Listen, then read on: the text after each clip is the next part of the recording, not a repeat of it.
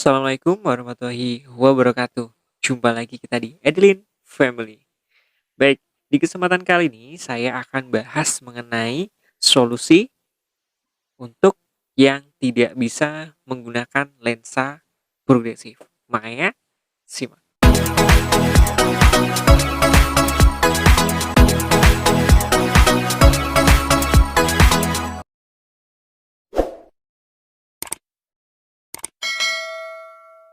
Baik, di video saya sebelumnya, saya sudah banyak bahas ya mengenai lensa, yang utama lensa baca, lensa progresif. Nah, ada pertanyaan yang masuk. Kira-kira apa sih solusinya kalau kita tidak bisa menggunakan lensa progresif? Nah, kali ini kita akan bahas ya. Kalau bicara mengenai lensa progresif, saya bilang lensa progresif itu adalah lensa yang bagus ya. Dan lensa progresif ini juga tipenya sangat banyak. Sekarang kalau kita mengikuti perkembangan lensa progresif sangat luar biasa. Jadi kalau kita bilang pengguna lensa progresif yang gagal itu sebenarnya sedikit ya, sedikit yang gagal. Tapi permasalahannya adalah lensa progresif itu kan ada yang harganya murah, ada juga yang harganya mahal. Nah, itu juga salah satu yang mempengaruhi kenyamanan dari lensa progresifnya, ya kan? Apalagi dengan riwayat kesehatan yang macam-macam, dengan aktivitas yang macam-macam. Nah, itu pasti sangat berpengaruh sekali, ya kan? Makanya semua orang tidak bisa ya dipaksa juga untuk menggunakan lensa progresif. Banyak yang kurang paham juga mengenai lensa ini. Ada yang salah pakai lensa single vision yang untuk baca dipakai untuk jalan. Nah, ini videonya sudah pernah saya bahas ya. Dan belum lama ini saya juga ketemu juga yang seperti itu lagi. Sangat penting sekali memang setiap produsen lensa menyediakan lensa-lensa progresif dengan harga yang murah. Tapi konsumen juga harus tahu lensa progresif yang murah belum tentu bisa mengcover semua kebutuhan kita. Makanya kalau memang lensa progresifnya agak murah dan ukurannya juga kompleks, kita juga harus siap menerima kelebihan dan kekurangan dari lensa progresif. Sekarang ada 4 lensa alternatif yang bisa dipergunakan. Dari lensa yang pertama dulu nih, ya. Kalau kebiasaannya kita sukanya baca aja, tapi kalau pas jalan kita nggak seneng pakai kacamata, ya solusinya adalah kita menggunakan lensa single vision. Lensa single vision ini nanti akan dibuatkan khusus untuk baca. Tapi ingat sekali lagi, lensa ini tidak bisa dipakai untuk jalan.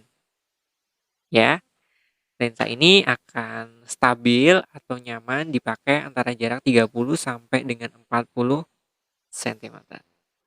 Gitu ya. Alternatif yang kedua, ya. Kalau dirasa nih kita menggunakan lensa progresif harganya mahal, kita bisa beralih menggunakan lensa bifokal atau lensa yang ada garisnya. Ya, tetap bisa dipakai untuk jalan dan untuk baca juga. Ya, ini harganya pasti lebih murah ya dibandingin kita harus membeli lensa progresif.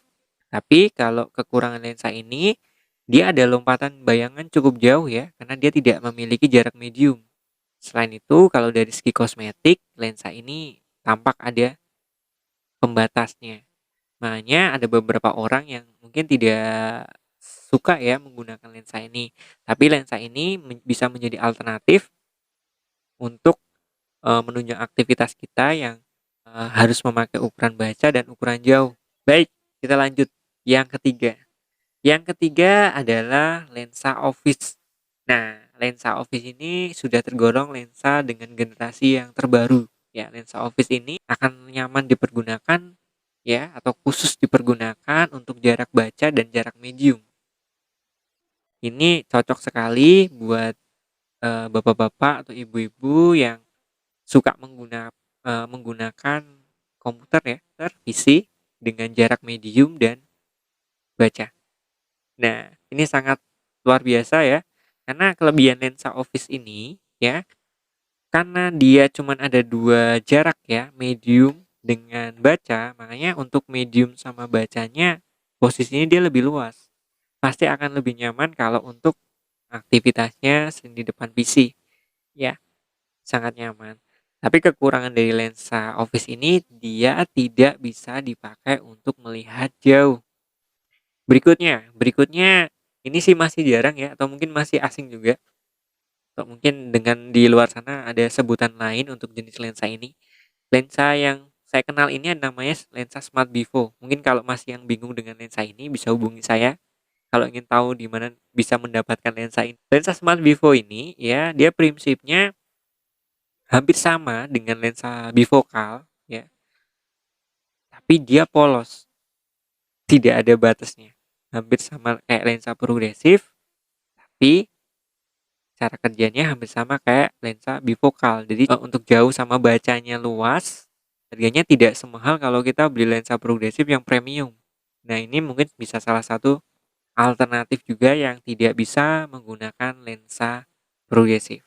Sebenarnya ada kunci dari kesuksesan kita pada saat menggunakan lensa progresif ya.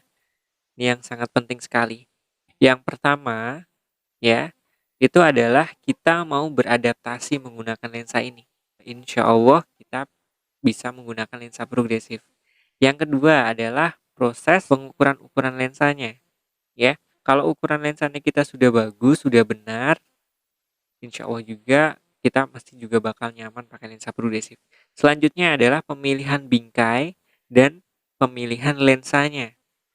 Nah, kalau sebelumnya kan sudah saya pernah bahas ya cara memilih bingkai ya, khusus untuk lensa progresif. Ada beberapa bingkai yang sebenarnya tidak direkomendasikan.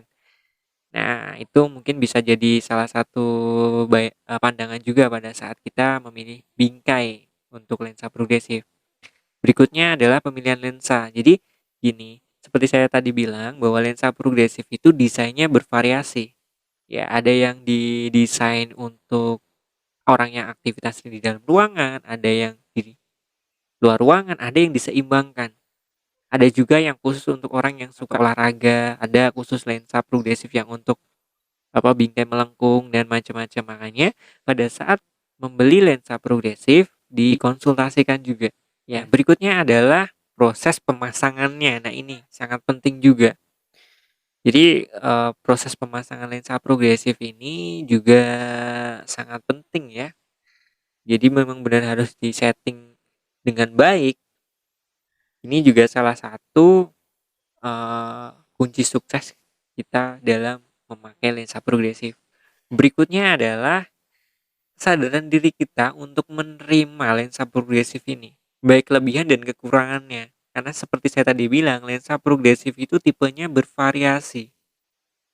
Ya, ada lensa progresif yang biasa, ada lensa progresif yang bagus. Ada karena mungkin kita punya riwayat kesehatan yang kurang baik, tiba-tiba ya mau nggak mau ya kemampuan lensa progresifnya setelah dibuat ya seperti ini. Nah, jadi ada kesadaran kita untuk mau menerima kelebihan dan kekurangan lensa progresif yang sudah kita pilih. Ya, insya Allah semuanya akan enak dan pikiran-pikiran negatif tentang lensa progresif ya semuanya akan bisa hilang. Ya, kadang satu poin yang sangat penting ya, prasangka kita pada saat menggunakan kacamata itu juga berpengaruh loh pada kenyamanan kita pada saat menggunakan kacamata. Karena kalau prasangka kita sudah nggak nyaman pertama kali, bisa berpengaruh juga dengan kenyamanan kita menggunakan kacamata. Gitu. Kan mudah-mudahan apa yang tadi kita bahas di sini bisa bermanfaat ya. Untuk kelebihan kekurangannya saya minta maaf. Kalau mungkin ada pertanyaan bisa tulis di kolom komentar. Itu aja. Sampai ketemu lagi di video saya yang berikutnya. Assalamualaikum warahmatullahi wabarakatuh. Bye-bye.